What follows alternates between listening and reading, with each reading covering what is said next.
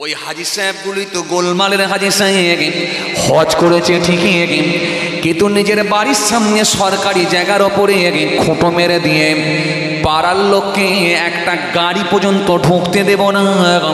কেন? আমার দুটো ছেলে রাজনীতি করে আর পয়সাও আমি সব থেকে বেশি আছি, আমার সঙ্গে কেউ পারবে না।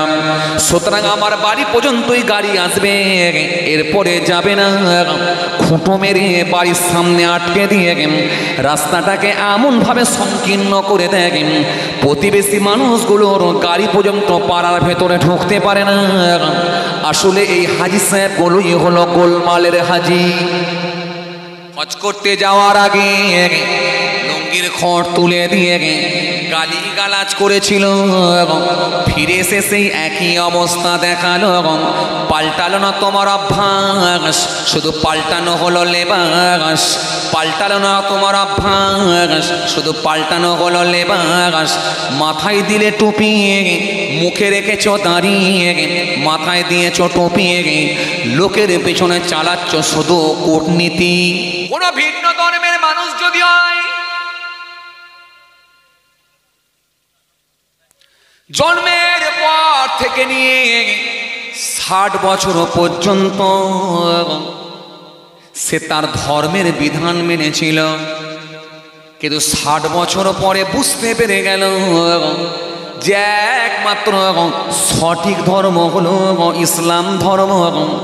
সুতরাং ইসলামে রয়েছে শান্তি, ইসলামে রয়েছে ভ্রাতৃত্ব, ইসলামেই রয়েছে আল্লাহর সন্তুষ্টি।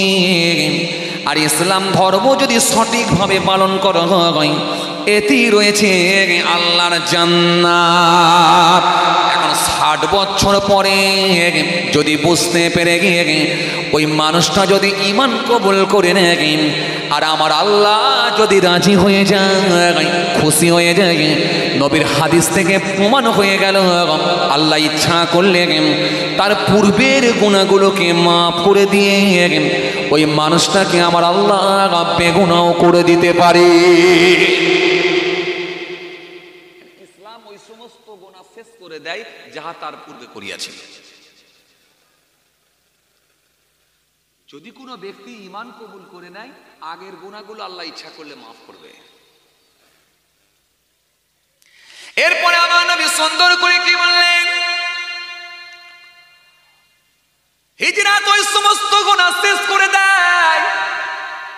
যদি কোনো ব্যক্তি হিজরত করে এক জায়গা থেকে আর এক জায়গায় চলে যায়, সেটা যদি ধর্মীয় কারণে হয়, আমি যে জায়গায় আছি নামাজ পড়তে আমাকে বাধা প্রদান করা হচ্ছে, আমি যে জায়গায় আছি কোরআন পড়তে আমাকে দেওয়া হচ্ছে না, আমি যে জায়গায় আছি রমজান মাসে আমাকে রোজা রাখতে দেওয়া হচ্ছে না, আমাকে জুলুমের শিকার হতে হচ্ছে, ধর্মীয়কে বাঁচানোর জন্য, ধর্মীয় কারণে, যদি আল্লাহর সন্তুষ্টির জন্য, খালি দিনকে জিন্দা করার জন্য এক জায়গা থেকে আরেক জায়গায় হিজরত করে চলে যায়, নবী বলছেন আমার আল্লাহ রাজি হলে ওই ব্যক্তির পূর্বের গুনাহগুলোকে আল্লাহ মাফ করে দেন। কেন? হিজরত ওই সমস্ত গুনাহ বিনষ্ট করে যাহা তাহার পূর্বে করিয়াছিল। আর যদি বেটার জায়গা মনে করে কেউ যায়, কাটিহাটে থাকতে ভালো লাগছে না, রাজারহাট একটা টাউন এলাকায়, কথা বলে না, রাজারহাট একটা টাউন এলাকা, সিটি এলাকা, ওখানে যদি বউ বাচ্চা নিয়ে থাকা যায়, ছেলে মেয়েগুলো ভালো পড়াশোনাও করতে পারবে, আর আমি ডক্টর হয়েছি ওখানে চেম্বারটাও করব, ও বুড়ো বুড়ি ঘরে থাকবে, যা কাটিহাটে থাকবো। এটা কাটিহাট তো নাকি খড়গাছি, খড়গাছিতে বুড়ো বুড়ি থাক। এই বেটার জায়গা মনে করে যদি চলে যাওয়া হয়, আমি আপনাকে আগেই বলেছি ওয়াজ কিন্তু বুঝতে হবে, সবকে একভাবে ফেলে দিলে হবে না, তাহলে ওটা কিন্তু নিয়ত ঠিক ছিল না। আর এটা ধর্মকে বাঁচানোর জন্য এক জায়গা থেকে আর এক জায়গায় চলে গেল। চলছে না? চলেনি? বর্তমানে কিছু কিছু জায়গায় মানুষ স্বাধীনভাবে ধর্ম পালন করতে পারছে না, এমন এমন জায়গা আছে না? নাই? চীনের দিকে তাকিয়ে দেখেন, হ্যাঁ, ফিলিস্তিনের দিকে তাকিয়ে দেখেন, ভারতের বিভিন্ন স্টেটের দিকে তাকান, উত্তরপ্রদেশের দিকে তাকান, আসামের দিকে তাকান, বাংলারও কিছু কিছু জায়গায় জুলুম অত্যাচার চলছে, সর্বত্র হচ্ছে এগুলো।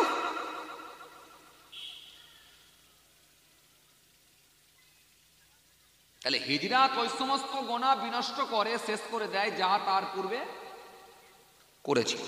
পূর্বের গুনাহগুলোকে আল্লাহ মাফ করে দেয়, খালি ধর্মকে বাঁচানোর টিকিয়ে রাখার জন্য যদি হিজরত করে দেয়, আল্লাহ ইচ্ছা করলে আগের গুনাহগুলোকে মাফ করে দিতে পারে।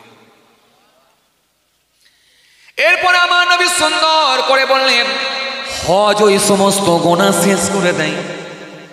যে ব্যক্তিটা একবার কাবা বাইতুল্লাহ তওয়াফ করে হাজরে আসওয়াদে চুমা দেয়, সাফা মারওয়া সহি করে, মিনা মুজদালিফায় যায়, হাজরে আসওয়াদে চুমা দেয়, কাবা শরীফের তওয়াফ করে, একবার হারাম শরীফের সামনে যায়, নবী রওজায় যায়, যদি ব্যক্তিটা হজ করে ফিরে আসতে পারে ইখলাসের সঙ্গে হয়, আমার নবী জানিয়ে দিয়েছেন আগের গুনাহগুলোকে আল্লাহ মাফ করে দেয়। তাহলে এখানেও গুনাহ মাফ, কিন্তু ওখানে বলা হলো কি, একটা শ্রেণীর শহীদ ধরা খাবে, একটা শ্রেণীর আলেম ধরা খাবে, একটা শ্রেণীর দাতা ধরা খাবে, একটা শ্রেণীর হাজিও ধরা খাবে। ক্লিয়ার তো এবার ভাই ক্লিয়ার। হুজুর হাজী সাহেবটা কেন যাবে বলছিলেন না? ওই হাজী সাহেব গুলি তো গোলমালের হাজী সাহেব, হজ করেছে ঠিকই, কিন্তু বাড়ির সামনে রাস্তার উপরে খুঁটো মেরে দিয়েছে ঠিকই। ওই হাজী সাহেবগুলি তো গোলমালের হাজী সাহেব, হজ করেছে ঠিকই, কিন্তু নিজের বাড়ির সামনে সরকারি জায়গার ওপরে খুঁটো মেরে দিয়ে পাড়ার লোককে একটা গাড়ি পর্যন্ত ঢুকতে দেব না। কেন? আমার দুটো ছেলে রাজনীতি করে আর পয়সাও আমি সব থেকে বেশি আছি, আমার সঙ্গে কেউ পারবে না, সুতরাং আমার বাড়ি পর্যন্তই গাড়ি আসবে, এরপরে যাবে না। খুঁটো মেরে বাড়ির সামনে আটকে দিয়ে রাস্তাটাকে এমনভাবে সংকীর্ণ করে দেয় প্রতিবেশী মানুষগুলোর গাড়ি পর্যন্ত পাড়ার ভেতরে ঢুকতে পারে না। আসলে এই হাজী সাহেবগুলোই হলো গোলমালের হাজী। হজ করতে যাওয়ার আগে লুঙ্গির খড় তুলে দিয়ে গালিগালাজ করেছিল, ফিরে এসে সেই একই অবস্থা দেখালো। পাল্টালো না তোমার অভ্যাস, শুধু পাল্টানো হলো লেবাস। পাল্টালো না তোমার অভ্যাস, শুধু পাল্টানো হলো লেবাস। মাথায় দিলে টুপি, মুখে রেখেছ দাঁড়িয়ে, মাথায় দিয়েছ টুপি, লোকের পেছনে চালাচ্ছ শুধু কূটনীতি। ক্লিয়ার?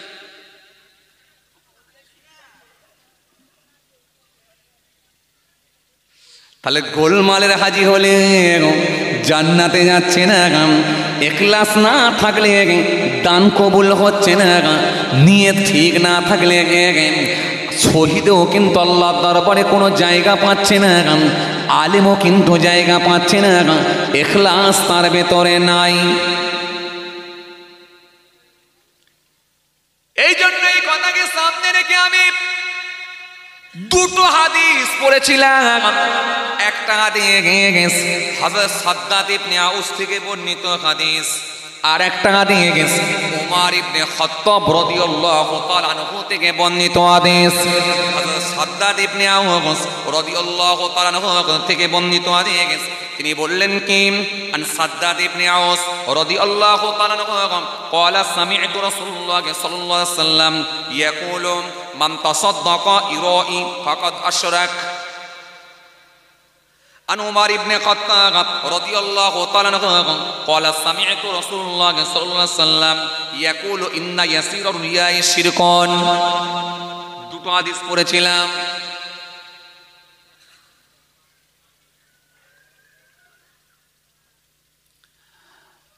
হযরত সাদ্দাদ ইবনে আউস থেকে বর্ণিত হাদিস,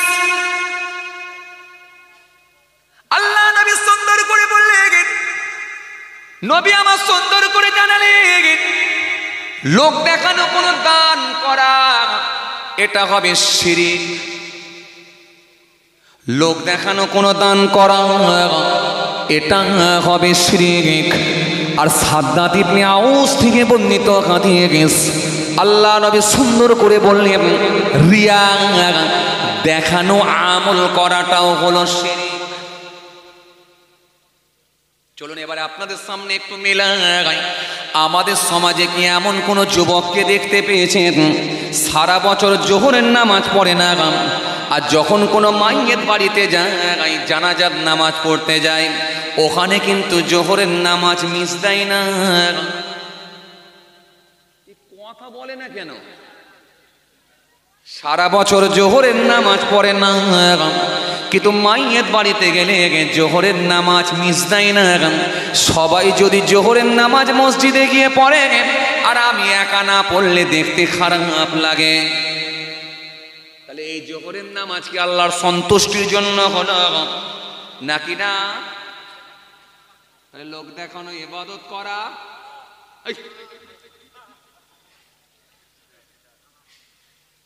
লোক দেখানো ইবাদত করা শিরক।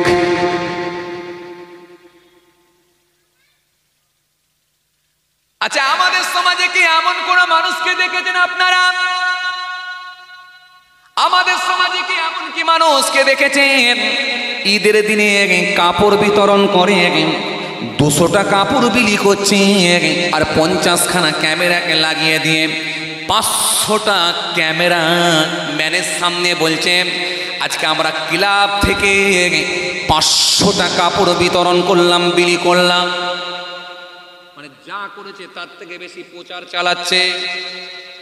ঘটনা ঘটে মাঝে মাঝে। কাপড় দিয়েছে 200, প্রচার হচ্ছে 500। কথা বলছে ঘটনা ঘটে, এরকম ঘটনা ঘটে, এইরকম ঘটনা ঘটে। কোরবানি থেকে এমন ঘটনা ঘটে যে 32,000 টাকা দিয়ে গরু কিনে চায়ের দোকানে গিয়ে বলছে ভাই তোর গরু কত দাম নিল? বলে 28,000। গোশ কত হবে বল?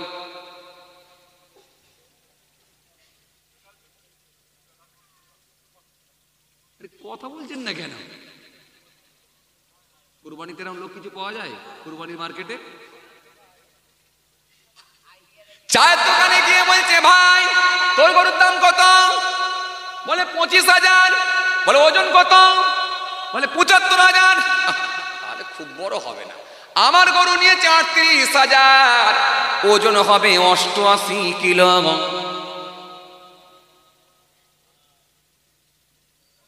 আপনি কি বুঝলেন? এর মধ্যে কি এখলাস ঠিক ছিল বলে মনে হয়? চলুন আপনার সামনে আমি আরেকটুখানি ক্লিয়ার করব। রাসূলুল্লাহ জানিয়ে দিয়েছেন তৎকালীন সময়ে, আমার নবী জানিয়েছেন তৎকালীন সময়ে 3জন ব্যক্তি রাস্তা দিয়ে হেঁটে হেঁটে হেঁটে হেঁটে যাচ্ছেন। বিশাল ঝড় পানি শুরু হয়ে গেল, দাঁড়াবার কোনো জায়গা নাই, আশ্রয় নেবার কোনো স্থান জায়গা পাওয়া যাচ্ছে না। কেন তৎকালীন সময়ে আমাদের মতো আজকের দিনের মতো রোডের সাইডে রাস্তার ধারে এত বড় বড় বড় বড় মার্কেট ছিল না, দোকানদানিগুলো ছিল না। তৎকালীন সময়ে রাস্তাঘাট এরকম উন্নত মানের ছিল না, গাড়ি ঘোড়াগুলো এত উন্নত মানের ছিল না। এক জায়গা থেকে আর এক জায়গা যাতায়াত করতে হলে, এক জায়গা থেকে আর এক জায়গা পাড়ি দিতে হলে বড় কষ্ট করে যেতে হতো, বড় কষ্ট করে যেতে হতো। জঙ্গলের ওপর দিয়ে একেবারে মরুভূমির বালুর ওপর দিয়ে হেঁটে হেঁটে হেঁটে হেঁটে যেতে হতো, বড় কষ্টকর হয়ে যেত। মানুষের যাতায়াতটাও বড় কঠিন ছিল।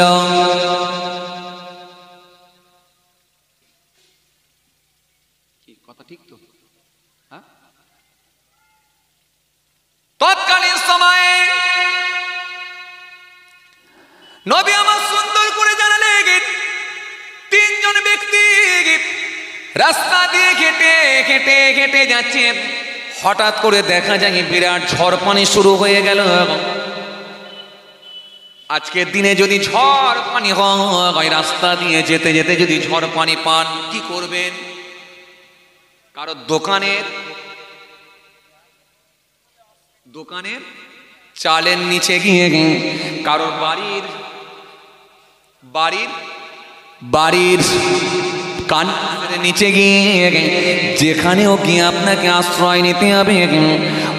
ওই মানুষগুলো যখন হেঁটে হেঁটে যাচ্ছে, দেখতে পেল কোনো জায়গায় আশ্রয় নেবার জায়গা নাই। বিরাট বড় একটা পাহাড় দেখতে পেল, আর ওই পাহাড়ের নিচে একটা গর্ত, একটা পাহাড়ের নিচে গুহা দেখতে পেল। আশ্রয় নেবার জায়গা মনে করে তিন ব্যক্তি সেখানে গিয়ে আশ্রয় নিয়ে গুহার মধ্যে প্রবেশ করল। কোথায়? গুহার মধ্যে গিয়ে যখন প্রবেশ করেছে, বিশাল জল, বিশাল পানি, বিশাল সাইক্লোন, বিরাট ঝড়। মানুষগুলো ওই গুহার মধ্যে গিয়ে ঝরঝর করে কাঁদতে লাগলো। হঠাৎ করে দেখা যায় ওপর থেকে একটা বড় পাথর গড়িয়ে গড়িয়ে গড়িয়ে এসে এমন ভাবে এসে গুহার মুখটা আটকে দিল।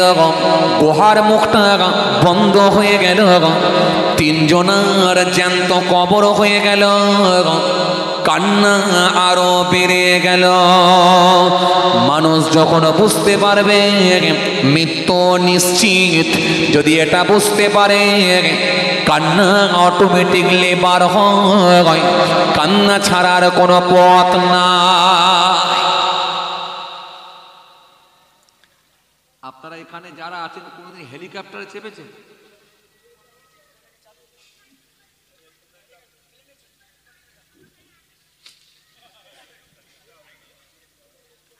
এই ভেতরে হেলিকপ্টারে চাপা লোক আছেন ভাই? আমার কিন্তু হেলিকপ্টারে এখনো চাপা হলো নি। বড় শখ একবার হেলিকপ্টার চাপ। প্লেনে চেপেছেন না? এখানে আছে? তাও নেই। হাজি সাহেবেরা আছেন, আলহামদুলিল্লাহ। ঠিক,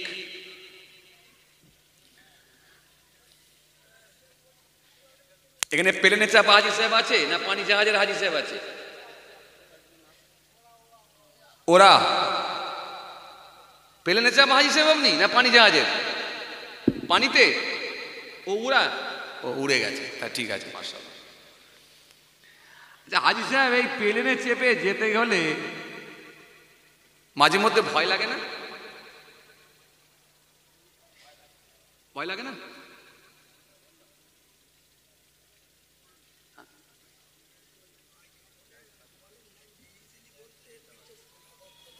সর্বনাশ করেছে। এই সবার মন রাখতে গিয়ে বিপদে পড়ে যাচ্ছি ভাই।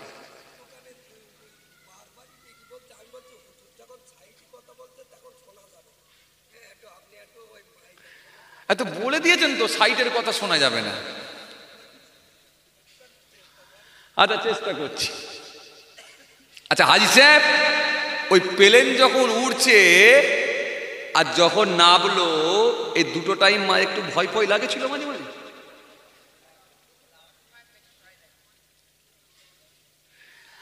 আবার মাঝে মধ্যে যখন দেখবেন মৌসুম খারাপ হয়, মাঝে মাঝে দেখবেন যখন মৌসুম খারাপ হয়, ওখানে মাইক্রোফোনে যদি বলে দেয় মৌসুম খারাপ আছে, বেলগুলো ভালো করে টাইট করে বেঁধে নেন, ওই যারা ফ্লাইটে থাকে না অটোমেটিক শুরু হয়ে যায়।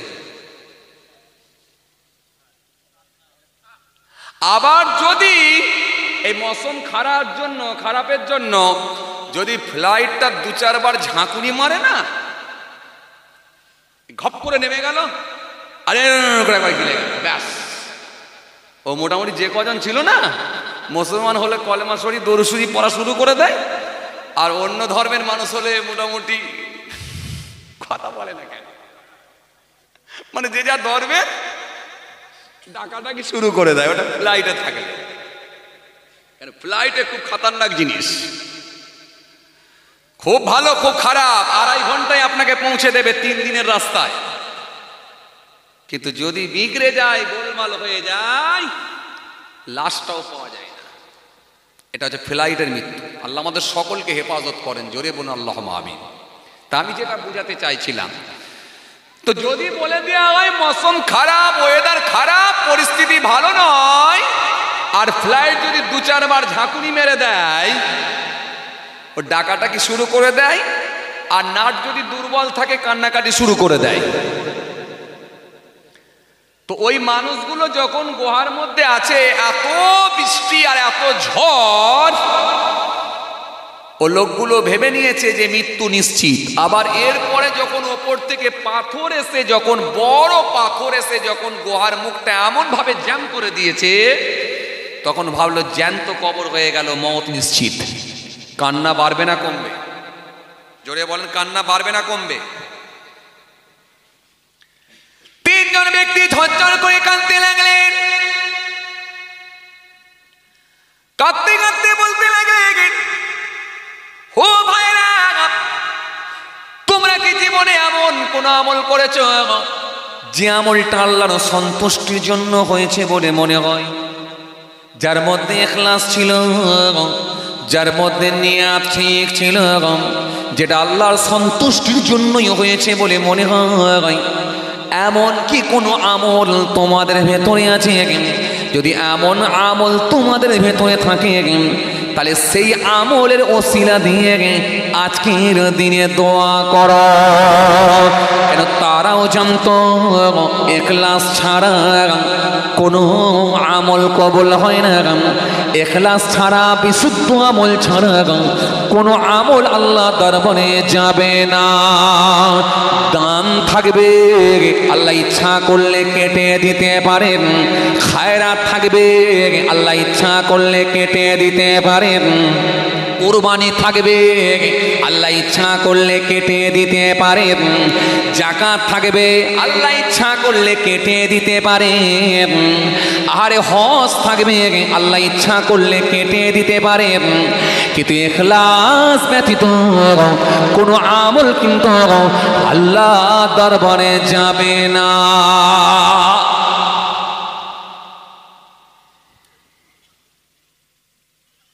আমরা হাদিস থেকে প্রমাণ পেয়েছি তো, শহীদও আটকাবে, দাতাও আটকাবে, পেয়ে গেছি তো আমরা নাকি?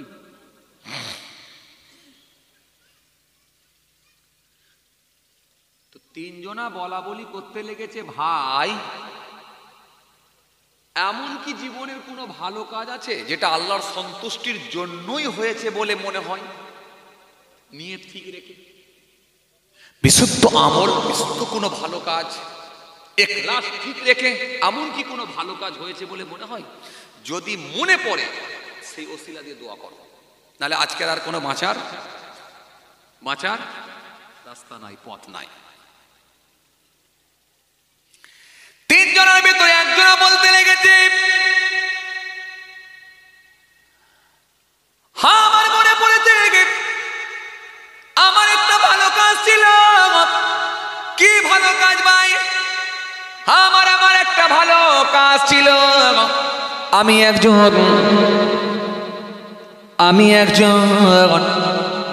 আমি মেষ চড়াতাম। আমি একজন গরিব মানুষ, আমি মেষ চড়াতাম, ছাগল চড়াতাম, আমি গরু চড়াতাম, ভেড়া চড়াতাম। সারাদিন ধরে চড়িয়ে আমি বাড়িতে ফিরতাম। সন্ধ্যার সময় এসে ওই গাভীর দুধ দহন করে একটু খাবার নিয়ে গিয়ে আমার বৃদ্ধ পিতাকে আগে দিতাম, তারপরে আমার সন্তানদেরকে দিতাম। এরকম আমার একটা কাজ আছে।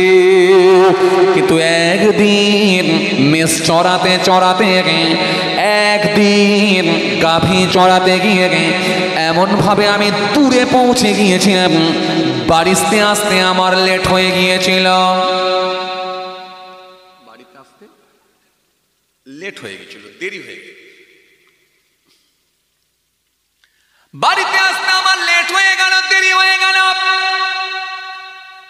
বাড়িতে এসে দেখলাম আমার বৃদ্ধ পিতা, আমার বৃদ্ধা মা, আমার বুড়ো বাপ আর বুড়ি মা ঘুমিয়ে পড়েছে।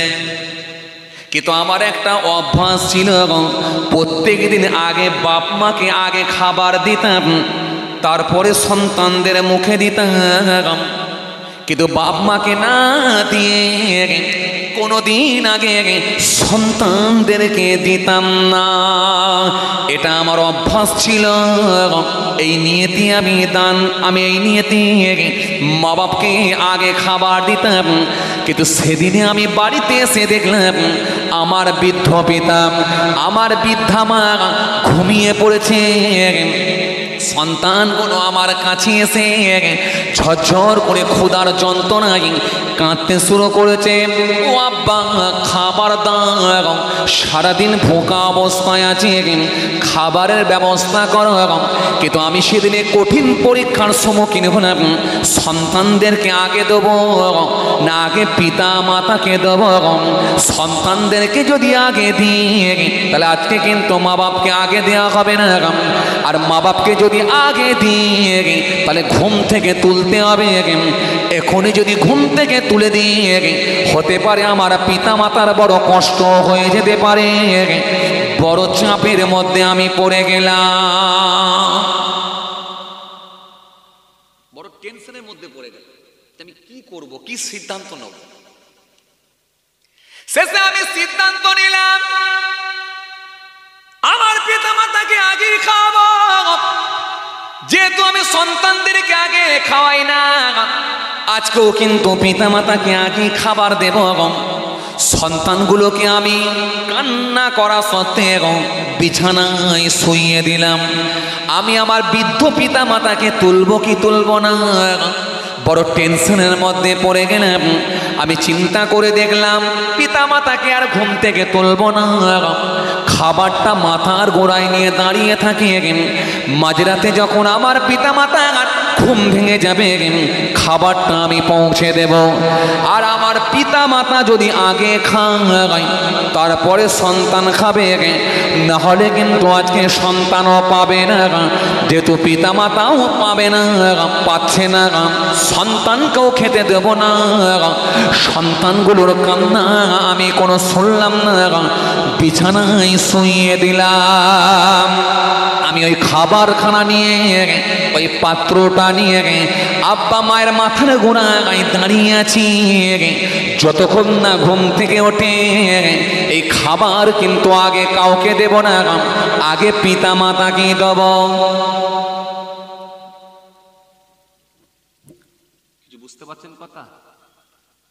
কেন আল্লাহ পাক কোরআনে বাণীর মধ্যে জানিয়ে দিয়েছেন ওয়া'বুদুল্লাহ ওয়া লা তুশরিকু বিহি শাইয়্যান ওয়া বিল ওয়ালিদাইনি ইহসান হুমা জান্নাতুকা ওয়া নারুকা রব্বিরহামহুমা কামা রাব্বায়ানি সগীরা। পিতামাতা সম্পর্কে একাধিক আয়াত এসেছে, একাধিক হাদিস এসেছে। সুতরাং মা বাপের গুরুত্ব আগে দাও। এই মা বাপ নিয়ে আলোচনা করলে আবার বুড়োগুলো একটু খুব খুশি হয়ে যায়।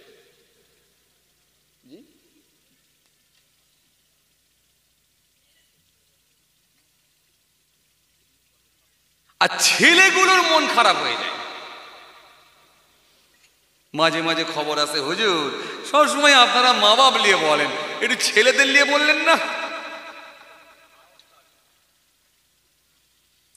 শোনেন, একদিক দিয়ে যেমন আমরা বুড়ো বুড়িদের কথা বেশি বলে যাক, বুড়োদেরকে মার খাওয়ার হাত থেকে একটু বাঁচাবার চেষ্টা চালিয়ে দিই, কিন্তু অপর দিক দিয়ে কিন্তু আল্লাহর আইনে কিন্তু বুড়ো বুড়ি ধরা পড়ে যাবে। বলবেন কেন? সমাজে কি এমন পিতা নাই বলে মনে হয় যে নিজের ছেলেদের মধ্যে ন্যায় বিচার করতে পারে না?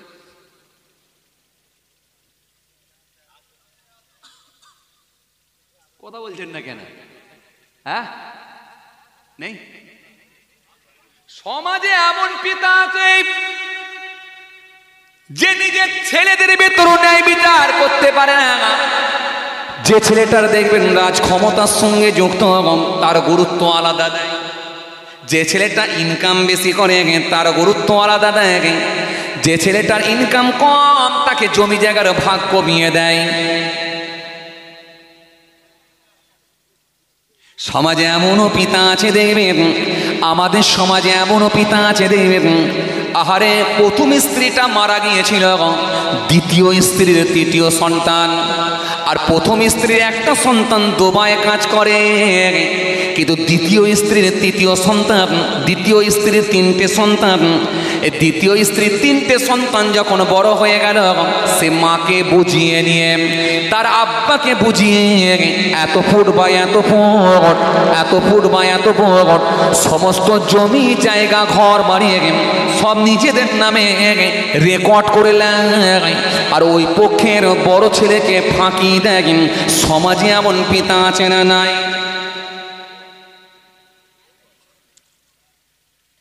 ইন্নাল্লাহা ইয়া'মুরুকুম আন তু'আদ্দুল আমানাতি ইলা আহলিহা ওয়া ইযা হাকামতুম বাইনান নাস আন তাহকুমু বিল আদলি ইন্নাল্লাহা নি'ম্মা ইয়া'iযুকুম বিহি ইন্নাল্লাহা কানা সামিয়্যান বাসীরা।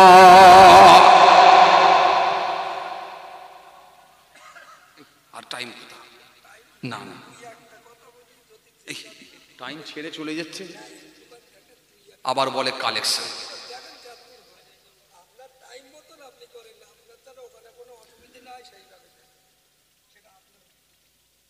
বিরাট চালাক লোক, 10টায় টাইম ছিল, 10টা 15 হয়ে গেছে, বলছে আপনার টাইমের মধ্যেই দেখেন,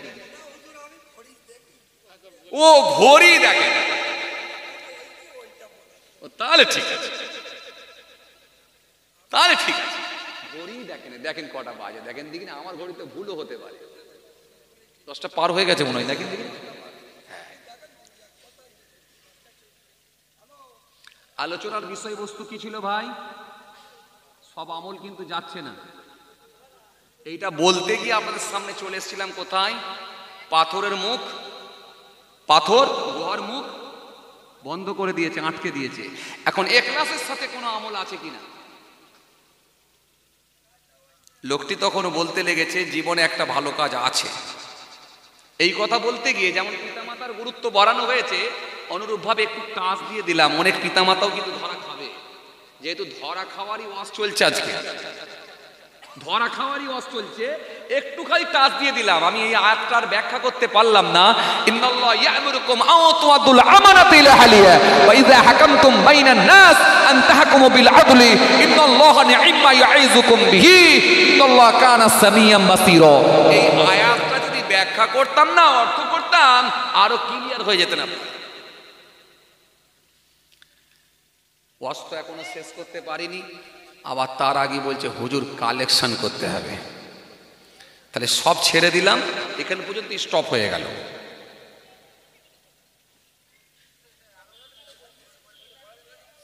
আর হবে না। এই খাতা নিয়ে চলে আসেন ভাই।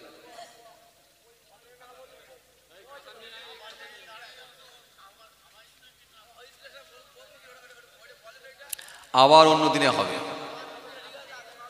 আবার আল্লাহ করলে। এই না ভাই, আবার অন্য দিনে সব একসঙ্গে করবো বললে হয়, আবার লেখালেখি। পরের হুজুরকে দিয়ে করতে পারতে, আরামের সঙ্গে হতো, ইতমিনানের সঙ্গে হতো। ইও বলছে ইউটিউবার তো নাকি, ইউটিউবার নয় ও, এই চেহারা ফেসটা ইউটিউবার ইউটিউবার ভাবছিল। আমি বললাম ইউটিউবার নাকি, ইউটিউবার হলে আমার দলে থাক বাবা, ও কমিটির দলে চলে যাচ্ছে। যে মাশাআল্লাহ মাশাআল্লাহ মাশাআল্লাহ, খুব ভালো লেগেছে আলহামদুলিল্লাহ। কি বলছিলাম ভাই,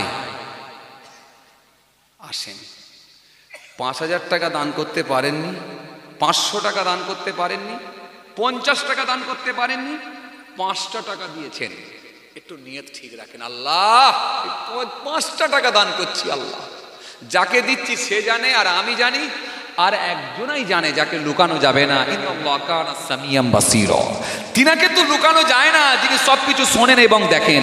ও মালিক, এই 5টা টাকা দান তুমি কবুল করো। যদি বিশ্বাস করেন, আপনার নিয়ত ইখলাস যদি ঠিক থাকে, 100% ভরসা রাখেন, ইনশাআল্লাহ ওই আমলটা যদি আল্লাহর কাছে পছন্দ হয়ে যায়, হতে পারে ওটাই আপনার নাজাতের ওসিলা হতে পারে। চলেন, ভুল বুঝবেন না, ব্যতিক্রম। যদি আল্লাহ কাউকে দয়া করে জান্নাত দেন আলাদা কথা, সেটা ভিন্ন কথা, আলাদা কথা। কিন্তু যদি আমার আল্লাহ বলেন ইখলাস ছাড়া আমি কোনো আমল কবুল করব না, তাহলে কিন্তু বহু মানুষ ধরা খেয়ে যাবে, বহু মানুষ কিন্তু ধরা খেয়ে যাবে।